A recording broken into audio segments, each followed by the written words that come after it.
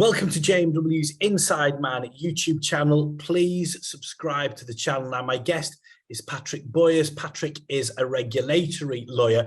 And I know, Patrick, you are warning landowners to be vigilant about what is being tipped on their land.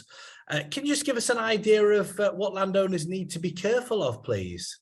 It's something that we're seeing more and more of at the minute.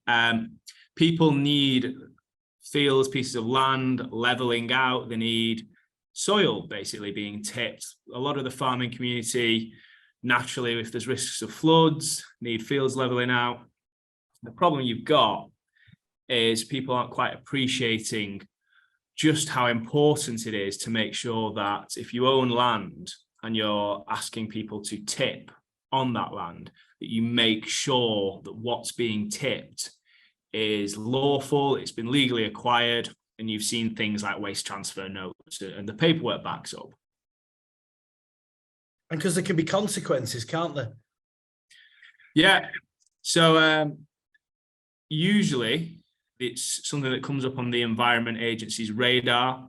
They have a whole host of things that they can do if they think that you've allowed unlawful material or waste to be tipped on your land without permits, without any other type of authorizations. It could be a criminal prosecution. There are some ways to try and get round a criminal prosecution.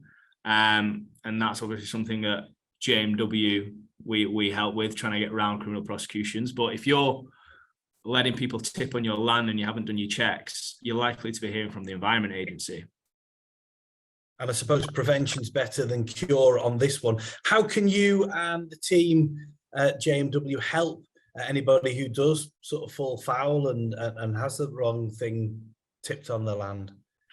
So we have got experience of dealing with these types of things. We are pretty confident discussing the matter with the Environment Agency. Obviously, we will advise accordingly on whether or not, on what the evidence looks like, on what a criminal prosecution looks like. But at the same time, if it is possible to try and come to a resolution without criminal offences, etc., and if provided we get instructed early enough, we might be able to enter into some kind of dialogue with the Environment Agency. That is obviously on a case-by-case basis. That case by case, it depends how likely that's going to be resolved. Thank you for your insight, Patrick. And if you'd like to contact Patrick and the environmental law team here at JMW Solicitors, you can email insideman@jmw.co.uk or call 0161 82 81 999. Please also subscribe to the JMW Inside Man YouTube channel for the latest legal news, hints and tips. I'm Dominic Walker, JMW's Inside Man.